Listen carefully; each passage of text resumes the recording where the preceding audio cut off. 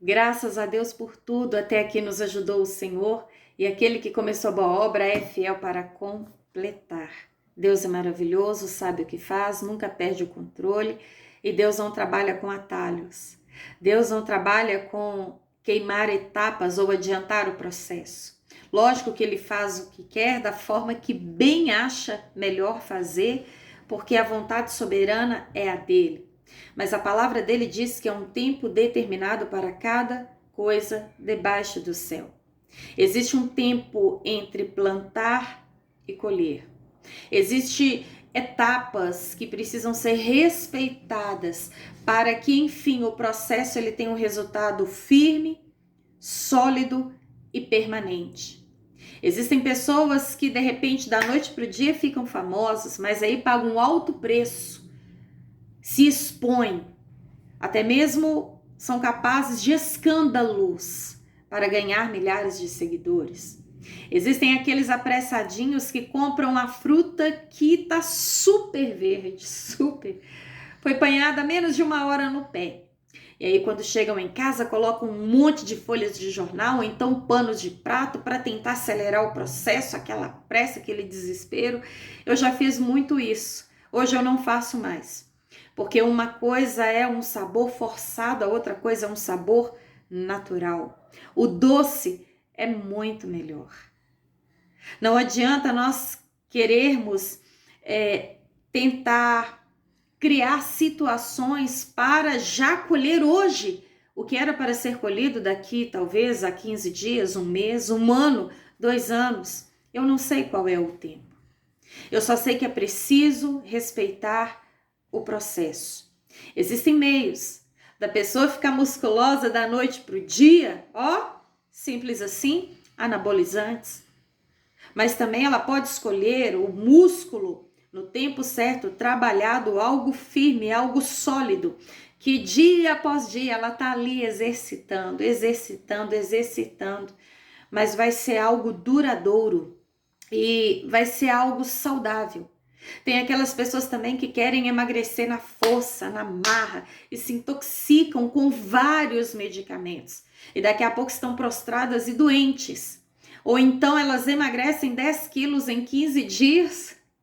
Aí ela cessa aquele processo assustador, aquele processo forte e até mesmo torturador para o seu organismo, e dali a 2, 3 meses elas ganham 30 quilos, fora os 10 que tinham perdido. Há meios de se adiantar, há meios sim de conseguir a vitória mais rápido. Sempre tem o famoso e terrível jeitinho brasileiro, aquele que indica, aquele que coloca a pessoa numa posição que ela não tem estrutura para estar. Ou então pessoas que pegam uma menina de 10, 11 anos e a deixam produzir como uma jovem de 18 anos, atrapalhando todo o seu processo e fazendo dela uma mulher num tempo em que ela não está preparada para aquilo.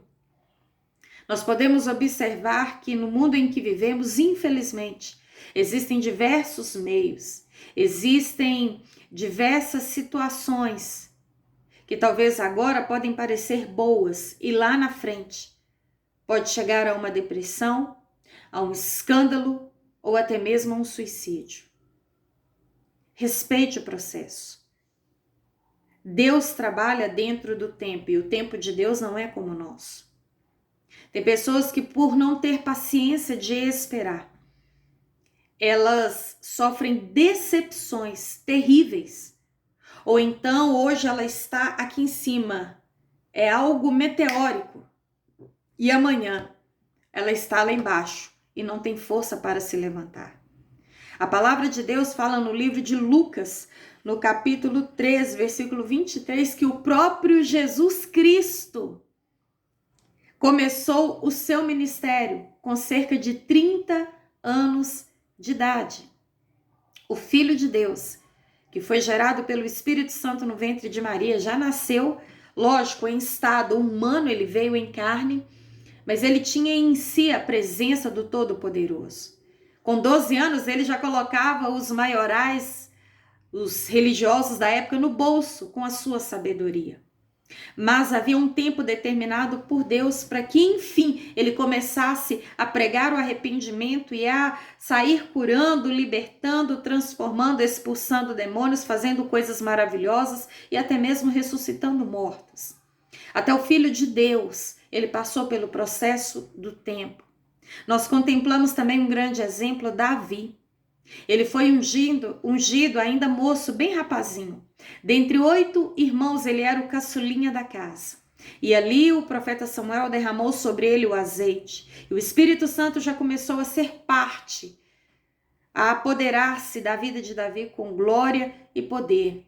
Mas havia um processo em que ele precisava ser treinado, amadurecido, preparado para se assentar no trono e ter sobre a sua cabeça a coroa sobre todo Israel. E ele começou a reinar com 30 anos de idade. Outro exemplo, José. Com aproximadamente 17 anos, a palavra fala que ele era o xodozinho do seu pai Jacó, e então ele teve sonhos de Deus. E naqueles sonhos, os seus irmãos, com todos os seus, se curvavam perante ele, tendo-o como uma grande autoridade. E quando ele contou aquele sonho, seus irmãos riram, o odiaram, até que tiveram aquele plano de matá-lo. Por fim, não mataram, o jogaram no poço, depois os venderam por algumas moedas de prata para uma caravana de ismaelitas que estavam se dirigindo para o Egito. E logo que chegou ao Egito, chegou como escravo, foi para a casa de Potifar, depois injustiçado e caluniado pela esposa de Potifar, foi lançado injustamente no cárcere, mas havia um sonho de Deus sobre a vida dele, de que os seus se curvariam perante ele como uma grande autoridade. Mas como assim? Esse sonho, se ele estava como escravo, sendo maltratado, injustiçado. Mas depois de um tempo, eu creio que de treinamento, de amadurecimento, de experiências com Deus, de humilhações, porque a Bíblia fala que o humilhado ele é exaltado. E depois daquele processo tão doloroso, finalmente, a palavra fala que quando ele tinha 30 anos de idade, Faraó o nomeou o segundo maior do Egito, tendo apenas o próprio Faraó acima dele. E então, finalmente, o sonho veio a se cumprir.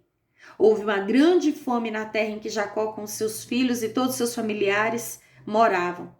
Os irmãos de José precisaram ir até o Egito para trazer o alimento. E ali no Egito, eles se curvaram diante de José. Ali estava o cumprimento de um sonho. Mas houve um tempo entre o sonho e o poder, entre o governo do Egito. Há um tempo determinado por Deus para cada situação. Aqui no livro de Tiago, capítulo 5, fala no versículo 7, um grande exemplo para mim e para você, principalmente para os ansiosos e apressadinhos. Vejam como o agricultor aguarda que a terra produza a preciosa colheita e como espera com paciência até virem as chuvas do outono e da primavera. Irmãos, tenham os profetas que falaram em nome do Senhor como exemplo de paciência diante do sofrimento. Como vocês sabem, nós consideramos felizes aqueles que mostraram perseverança. Vocês ouviram falar sobre a perseverança de Jó e o fim que o Senhor lhe proporcionou. O Senhor é cheio de compaixão e de misericórdia.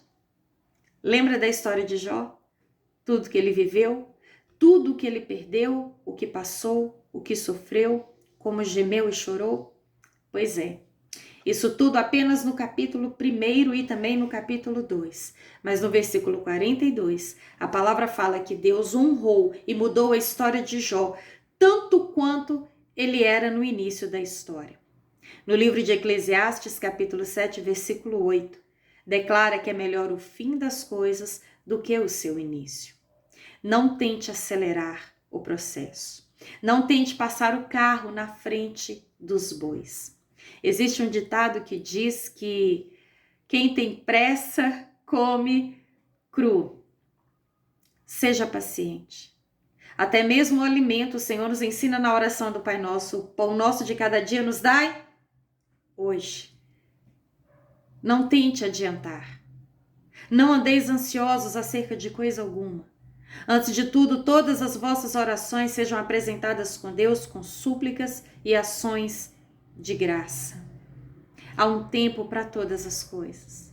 O maior exemplo, todos nós passamos. Começamos do nada dentro do ventre de nossas mães.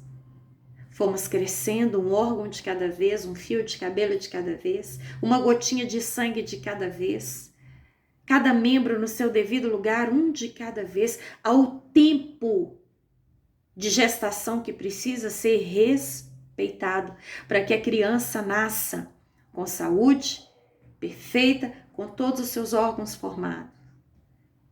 E então, depois que ela nasce, ela precisa da mãe para amamentar, dependendo do tempo, por volta de 6, 7 meses para começar a dar a papinha, e ela não come inteiro não, mas tudo amassadinho, tudo batidinho.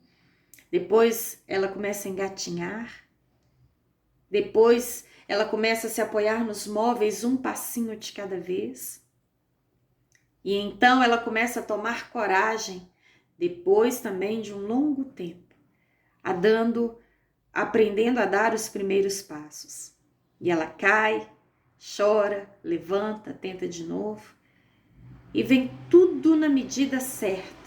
Na minha época era jardim, hoje é berçário e maternal. Mas quando eu era criança era jardim, depois o pré, primeira, segunda, terceira, quarta, quinta. Há um tempo. É preciso respeitar o tempo. Quem não respeita o tempo sofre com as consequências. São pessoas que hoje elas flertam num olhar e daqui a meia hora já está deitada na cama. E aí leva um namoro conturbado, acelerado, compulsivo, descontrolado. E quando finalmente mora no mesmo teto que casa, é que vai conhecer um ao outro. Aí não tem estrutura. Respeite o processo. Deus está te preparando. Deus está te amadurecendo. Para que no tempo certo você tenha maturidade daquela circunstância em que você estará vivendo. Deus conhece a sua estrutura. Ele sabe o que está fazendo. Acalma o teu coração.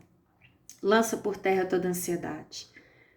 Não pense jamais em plantar hoje e colher amanhã. Calma. Depois que a semente é lançada na terra, por dias não se vê absolutamente nada, mas debaixo da terra está ocorrendo uma grandiosa transformação naquela semente. E no tempo certo, ela vai romper. Vai surgir como nada um fiozinho verde. E daqui a pouco ela será uma grande e frutífera árvore que produzirá sombra, flores, frutos, uma grandiosa colheita. Calma, calma, seja paciente, coisas boas levam tempo. Amém?